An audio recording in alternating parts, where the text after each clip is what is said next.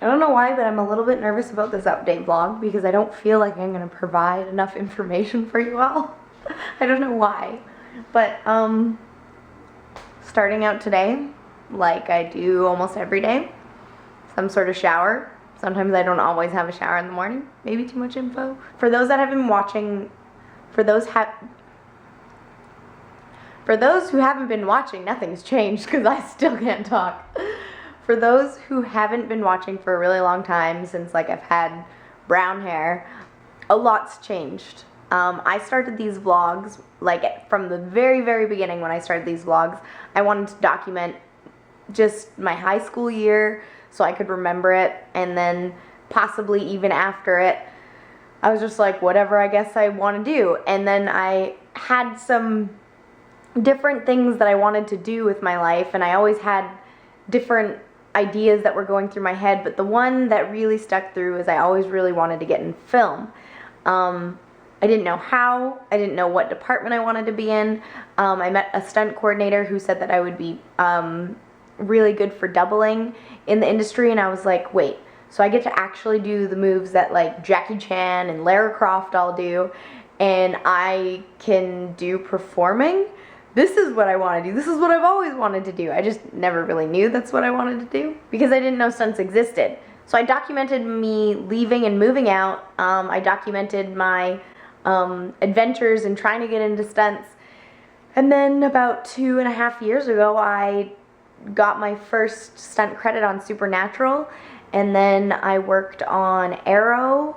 And then I doubled on a show as a series double on Witches of East End, and I worked on Continuum, which was a show I PA'd on for 2 years. So it was crazy, and now that's just my life. I just do stunts for a living, and it's weird to say, I'm still really new at it. It's hard because sometimes you'll work a lot and then sometimes you won't work at all, so that's really hard to get used to. But yeah, that's my job life. And I'm really trying hard because that's all I ever wanted to do. And then I felt like it was defining me for a while. And I was like, no, I can't. I'm not Cassandra the stunt woman. I'm Cassandra, the person that I am. And so I had to really learn how to not allow it to define me because I didn't want to. I didn't want to be like, hi, I'm Cassandra and I'm important because of this and this defines me and blah, blah, blah. No, I wanted to be kind to other people and just be myself, and that's what I think matters. So anyway, I've gone through a ton of learning stuff in the last 2 or 3 years, and it's been a really cool learning experience because I just think I've bettered myself as a human. So anyway, that's job life. Home life, I live with my boyfriend Trevor, who is working in Toronto right now. We have redone our place, which is a lot more open, which is really cool because we painted the walls and, you know, did all that fun stuff.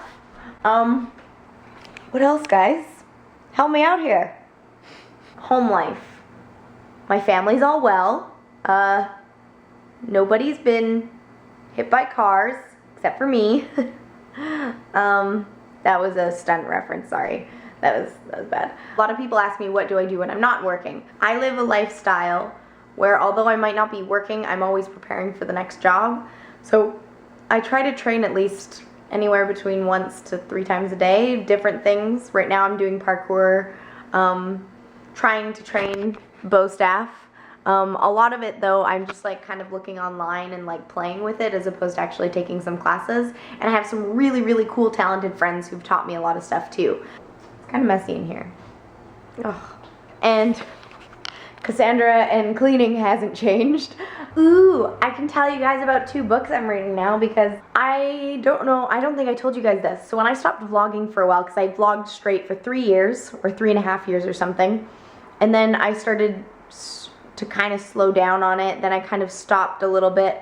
I didn't know if vlogging was defining me too, and I wanted to make sure that when I met people, I wasn't known as the girl who vlogged her life. I wanted to be known as Cassandra.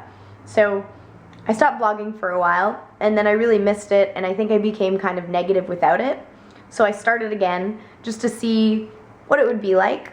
I don't do it on a regular basis just because I don't have the time anymore, because sometimes I get home from training at 1 in the morning and the last thing I want to do is edit my vlogs. On another note, my friend Irma told me about this really cool book, and I've actually heard about it from a friend Michelle as well.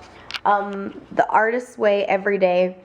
I'm not totally sure exactly what it's about because I haven't really read it, I haven't started it, but I just know you have to write every day in the morning for about 3 months, I want to say.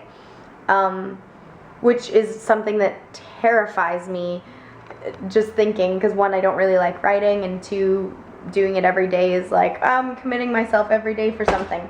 So I don't think it takes long. I think it's maybe like 10 minutes in the morning to half an hour in the morning.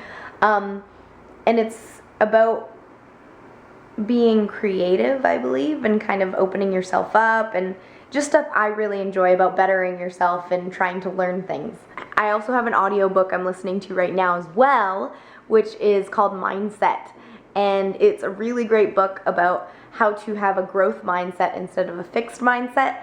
And a fixed mindset is kind of where you do things because you sort of want approval. For example, I'll use myself as an example. If I went to the gym and I only tried tricks that I was good at, so that I would get approval from everyone, so that they would be like, oh, Cassandra, good job. I don't do that. I believe that I try to try things that I'm not good at and learn other things. But when I do try a trick and I fail and everybody laughs, there's something inside me that goes, I don't think I should try that again. And that's because of a part of a fixed mindset in my brain where it goes, you shouldn't embarrass yourself like that. But really, if I had a growth mindset, I should be thinking, well, I tried it and I failed, but that's because I'm just starting to learn this.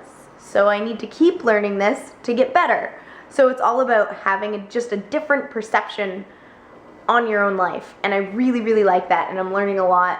And man, I did not realize how not open to things I was sometimes. So that's been really cool. If you guys are interested in those books, I definitely recommend it. They're different, they're fun, and you learn. And even if you don't want to do it yourself, you're learning about other people and the way that they work and why they are so successful at what they do. I have a massage though, because I have, updates, injuries. My arm isn't, my arm is, has been hurt for about 3 months, and it's not like I can't do stuff on it, but it's really tender and weak, and I can only like stretch it to about this far without it hurting. So I'm gonna go and try and get a massage done to loosen it up in there and loosen it up in my shoulders, because it's tightening everything up here. So that's what I need to do. Oh, and watch this, watch this, watch this. Okay, if you look in the mirror, if I stand there, I don't know how I'm gonna do this, but if I stand there, you can see that one shoulder is way larger than the other. So I think that's what's going on as well. So it's like throwing my body out of whack. Ugh. Taking care of the body. Thanks guys for listening. And if I think of more things today, we'll update you on them, and we'll just go on a regular day and hang out back in Vancouver, because that's where we are at the moment. So update on the arm is that I probably actually shouldn't be vlogging with this arm right now. That's actually a lie. The massage therapist that I saw today said that I should really take it easy and not really do anything on my arm, because he said it would be sore. And I took a nap, and then I got up and I was like, oh yeah, it's pretty sore. He really got in and around the shoulder area, and then also just dug in places I didn't even know hurt. But the best part was that every morning I generally put on deodorant. That's just a thing I've done forever, and I just didn't think anything of it. Then I went in, and he was massaging my armpit area, because that's kind of where there's some weird stuff going on too, and I felt so bad for him, because I was like, he's touching my deodorant. That would be so gross on his hands, and I couldn't stop thinking about that. I'm really weird, I don't know why. You're all wonderful. And I was reading your guys' comments, and you guys have been suggesting things for me to talk about in my update vlog. Oh, I can't even say your name.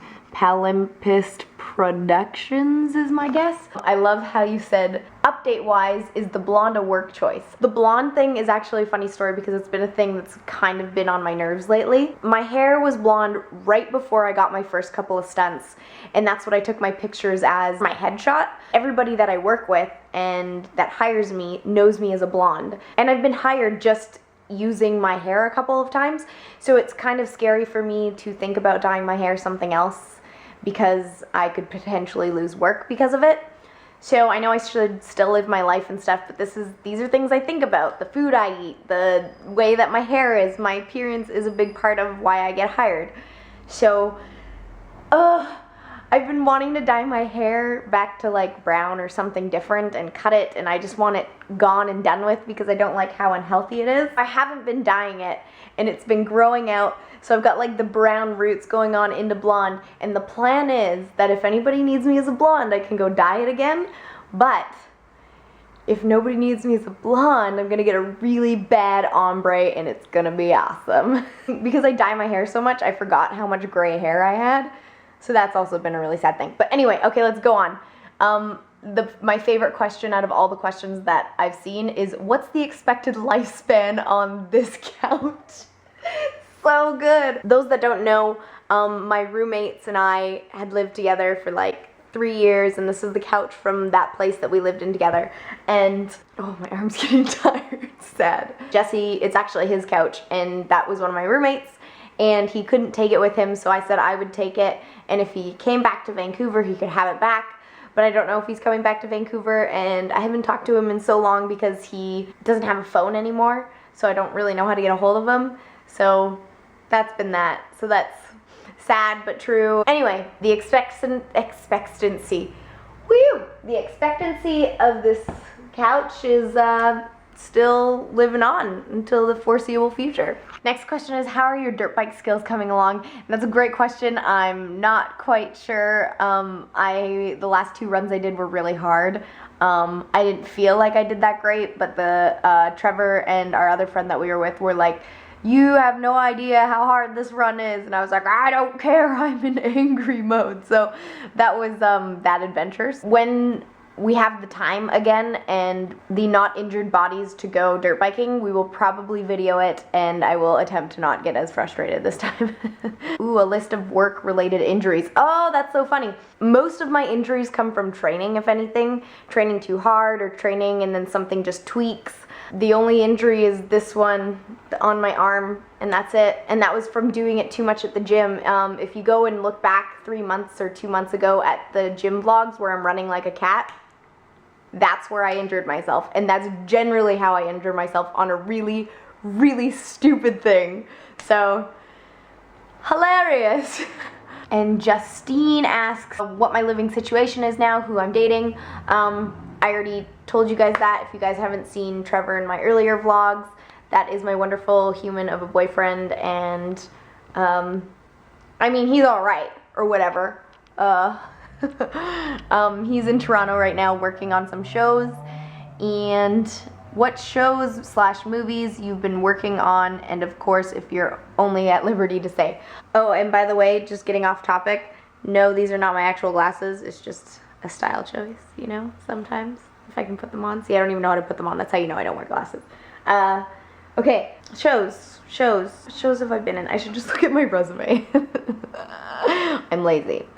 I guess the most recent one that I can talk about because it's already aired is Once Upon a Time, episode 21 of season 4. I double most of Jared in it, and so that was fun because I got to double a boy, and I was like, yeah, I've got a boy's body, that's what I've been working towards.